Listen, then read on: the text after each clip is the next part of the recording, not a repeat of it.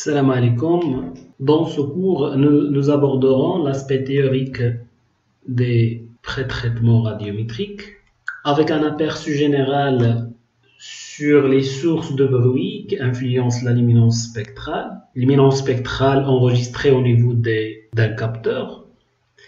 Ainsi, nous allons voir quelques techniques de correction qu'on pratique pour réduire ces effets. Alors, l'objectif de l'application de ces pré-traitements, c'est de corriger les effets dus à différentes sources et en particulier le bruit de l'instrument et également les effets de l'atmosphère dans le domaine solaire. Alors, pourquoi il est nécessaire de réaliser ce genre de pré-traitement?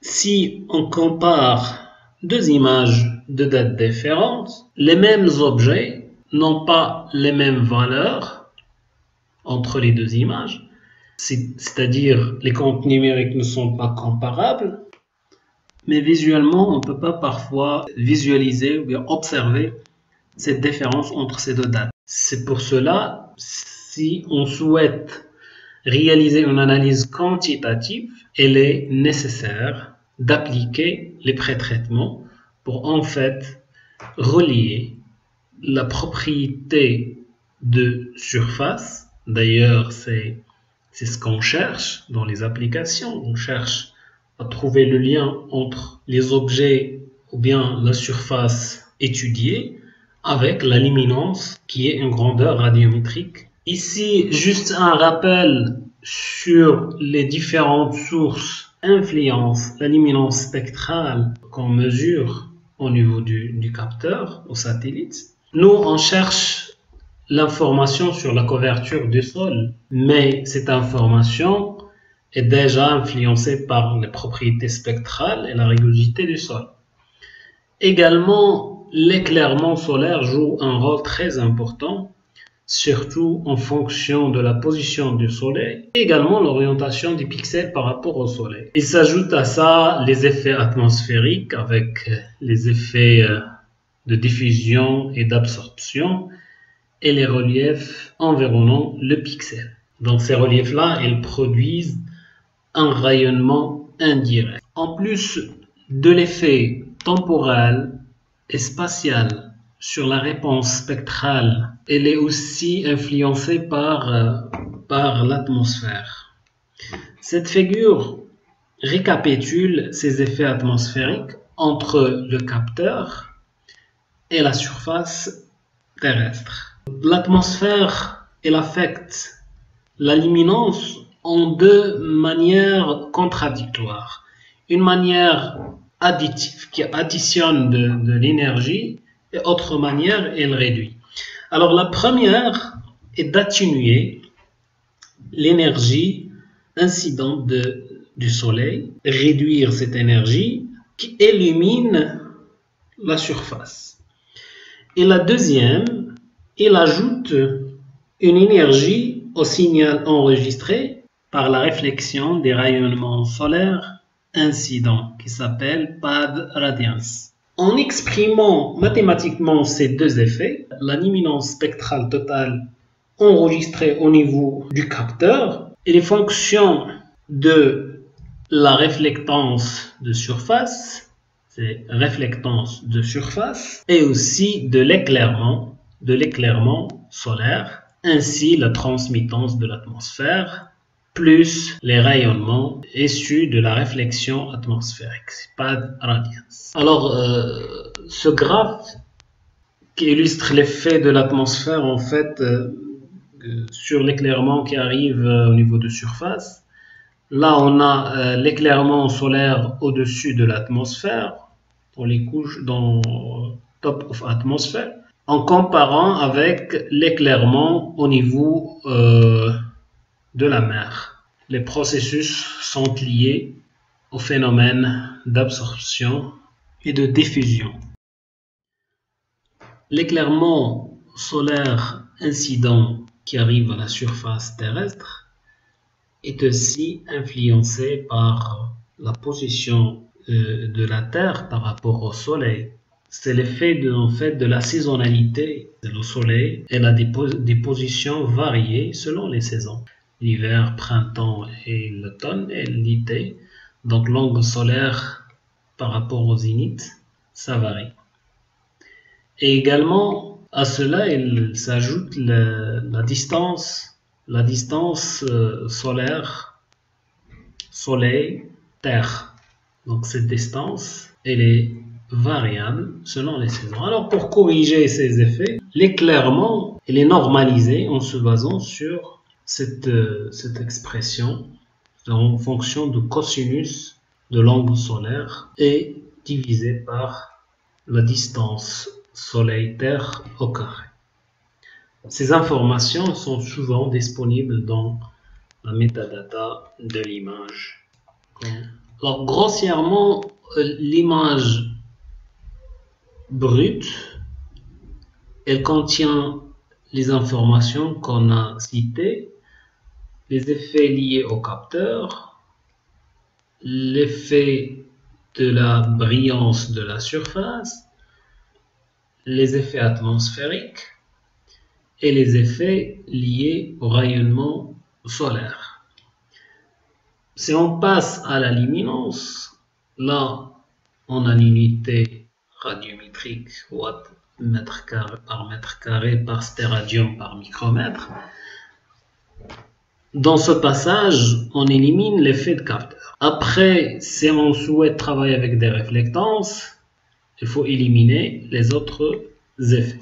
Alors, en synthétisant ces facteurs-là, le signal observé dans chaque point au niveau de l'image, en fait, il contient ce qu'on appelle la radiance apparente, bien la luminance apparente, qui dépend de la réflectance, de la surface observée, de la transmittance atmosphérique et de l'éclairement solaire. Alors ce facteur pi, c'est une conversion de l'éclairement en radiance watt par mètre carré par micromètre par stéradium. Donc l'éclairement solaire avec cette unité. Pour convertir l'éclairement solaire exprimé en watts mètre carré micromètre en luminance, qui est en watts mètre carré par stéradium par micromètre, ce facteur pi a été ajouté en considérant que la réflexion atmosphérique se fait d'une manière diffuse selon un hémisphère. Donc la direction se fait dans différentes directions selon un hémisphère. Deux modes de correction sont disponibles. Là, on a des méthodes dites méthodes relatives dans lesquelles l'image reste en compte numérique. Et aussi, la normalisation se fait en se basant sur une image de référence, soit corrigée, soit non. C'est-à-dire, l'objectif, c'est en fait c'est de comparer, c'est de normaliser la signature observée, ou bien les comptes numériques entre plusieurs dates. Alors, pour le cas des méthodes absolues, là, on passe du compte numérique vers la réflectance. On a ici deux catégories, des méthodes absolues empiriques et des méthodes basées sur la modélisation des conditions atmosphériques. C'est surtout les modèles de transfert radiatif. Parmi les approches de correction radiométrique relative, on cite la méthode dite des invariants. Elle est basée sur les objets invariants dans deux images. C'est une approche conceptuelle fondée sur la normalisation des conditions atmosphériques entre plusieurs dates, sachant que la variation des comptes numériques entre ces dates reste linéaire. Ainsi, cette technique des invariants est basée sur la simplification que l'angle solaire zénithal reste constant sur toute l'image. Ça signifie que l'effet topographique est nul, et également en considérant que l'atmosphère est aussi constante. Donc à un instant T1, la réflectance elle dépend d'un coefficient à 1 fois le compte numérique de l'image 1 plus B1. De même manière, la réflectance à l'instant T2 est aussi suit un modèle linéaire. Le compte numérique de la date 2 et dépend du compte numérique de la date 1, bien sûr de même image, mais selon un coefficient grand A plus un coefficient grand B. Donc là, l'exercice c'est de trouver ces deux coefficients, ou bien de calculer ces deux coefficients en se basant sur les invariants radiométriques. Ce sont des objets qui, dans la signature spectrale, ne varient pas entre deux dates. Voilà, les invariants sont des surfaces dont la signature ne varie pas dans le temps, et que les plans d'eau, bien sûr, on n'a pas vraiment des conditions extrêmes, c'est-à-dire entre l'été et l'hiver, on ne peut pas utiliser le plan d'eau parce que la profondeur, ça varie. Les roches, surfaces artificielles, les routes, les bâtiments, les sols nus, voilà, ce sont des exemples des invariants. L'objectif, en fait, c'est de comparer image corrigée ou bien image de date T en fonction d'une image de référence. Et bien sûr, on utilise la même longueur d'onde, c'est-à-dire la même bande. Et là, lorsqu'on plotte ces deux bandes en scatterplot, les points qui sont alignés, ce sont les points qui représentent les invariants. Donc là, on trace la droite liant ces points et on trouve la pente et l'intercept. C'est-à-dire, on trouve le coefficient A et le coefficient B pour calculer, pour standardiser l'image de date T en fonction de l'image de référence. Bon, cette méthode relative des invariants nécessite une connaissance de terrain. Déjà, le choix des zones invariantes ou bien des points invariants sera basé sur la réalité terrain. Passons maintenant aux méthodes dites absolues. Dans cette catégorie, on a deux techniques. On a des techniques empiriques et des techniques de modélisation. Technique empirique, soit en s'appuyant sur un modèle de régression linéaire entre les mesures in situ en réflectance par les techniques de spectroradiomètre versus la donnée image. Et bien sûr, prendre des points en même temps de passage du satellite.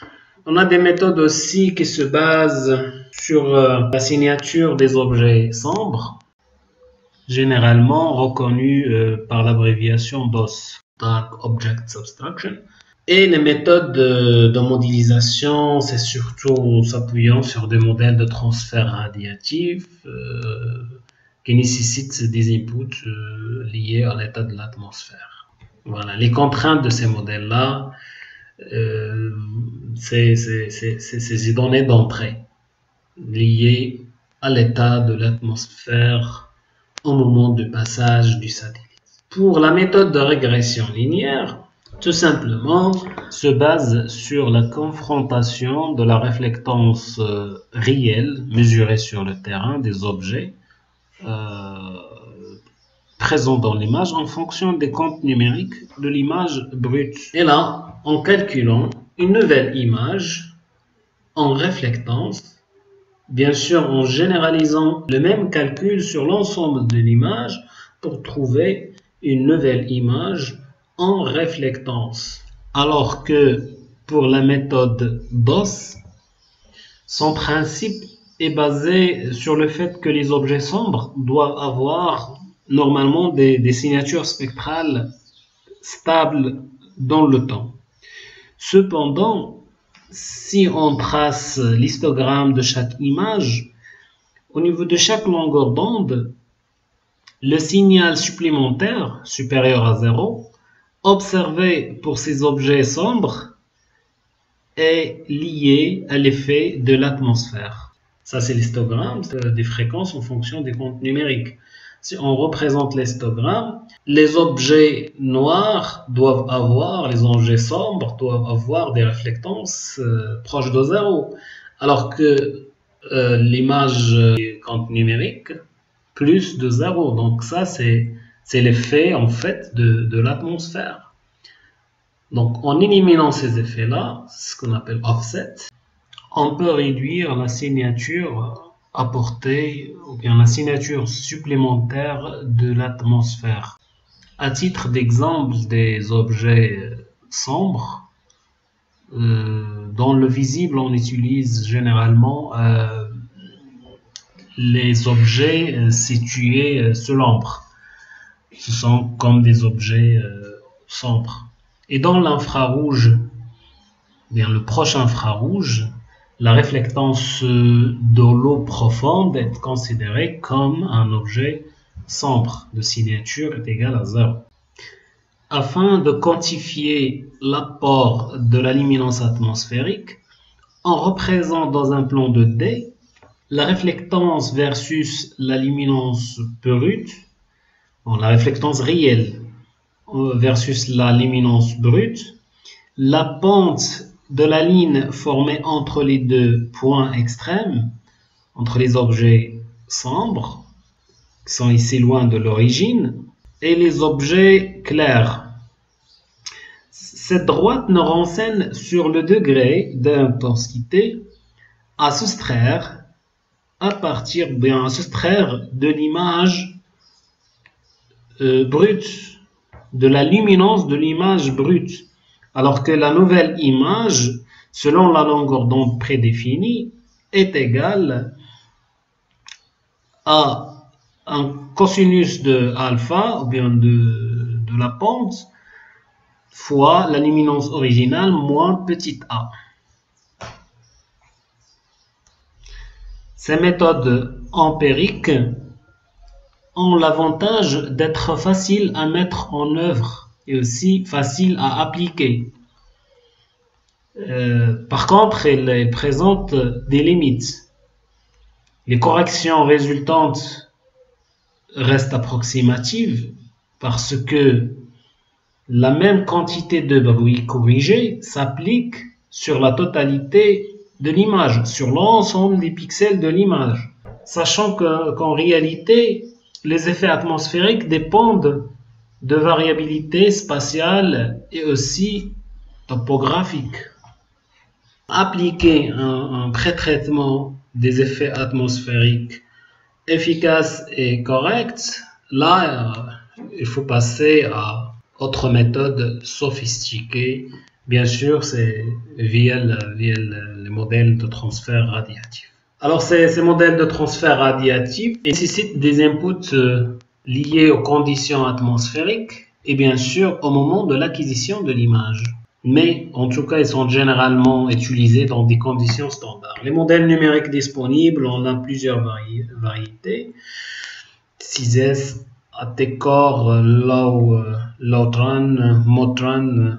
Pour convertir le compte numérique d'un pixel vers la réflectance à la surface, on suit les étapes de la procédure suivante. Convertir le compte numérique vers la luminance apparente, c'est-à-dire en corrigeant les effets liés au radiomètre.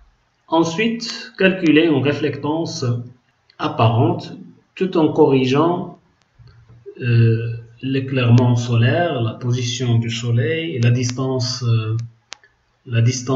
soleil-terre pour arriver en fait à la réflectance réelle à la surface. Il faut corriger les effets atmosphériques. Voilà les passages qu'on a signalés avant. L'étape numéro 1, c'est l'étalonnage radiométrique du capteur, c'est-à-dire de corriger ou bien de corriger les erreurs de l'instrument. En fait, en appliquant des gains et des offsets sur le compte numérique, c'est-à-dire la luminance apparente pour chaque longueur d'onde lambda et dépend d'un gain et un offset.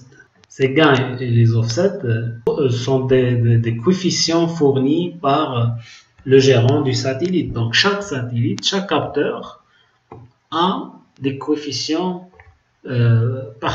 particuliers qui sont établis avant la mise en orbite du radiomètre. Ce sont en fait des paramètres d'étalonnage de la luminance par rapport à l'état standard du radiomètre. Ça, c'est un exemple de ces gains et ces offsets pour les SAT Landsat 4, Landsat 5, Landsat 7. Et pour les bandes, bien sûr, chaque bande, elle a ses offsets, ses gains. Étape 2, c'est la transformation en réflectance apparente.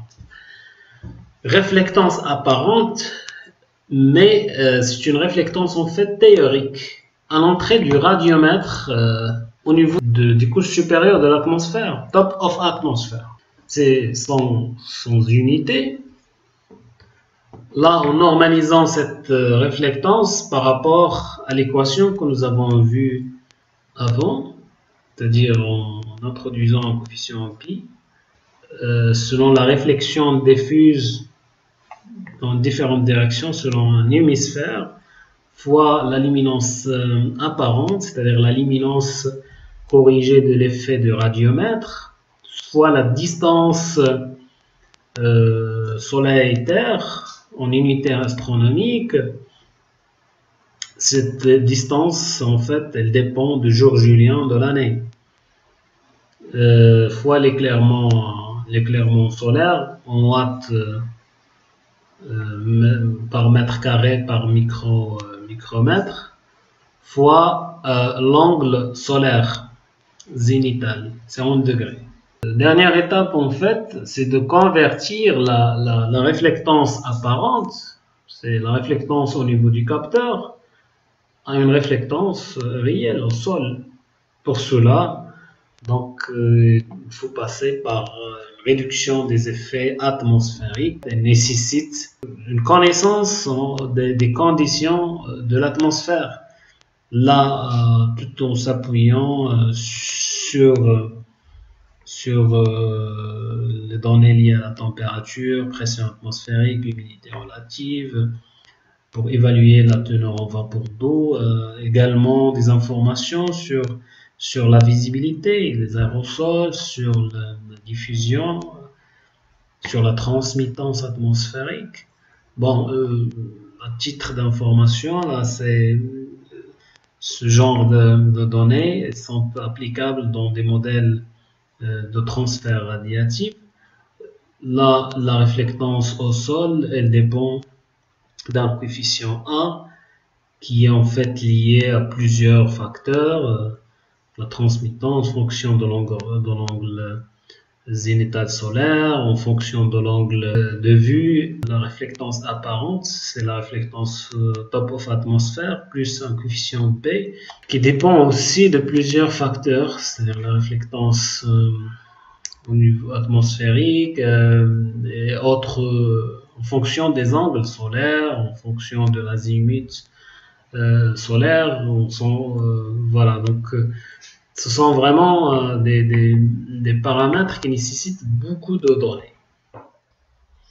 À titre d'exemple, voici un output, une sortie d'un modèle de transfert radiatif 5S qui nous donne les informations nécessaires pour en fait estimer ou calculer la réflectance au sol. Nous donne tout ce qui concerne la transmission, tout ce qui concerne l'albédo sphérique, également l'apport de chaque bruit, aérosol, les autres gaz, voilà, sont ici en gras en tant que paramètres nécessaires. Notre cours prend fin et à la prochaine.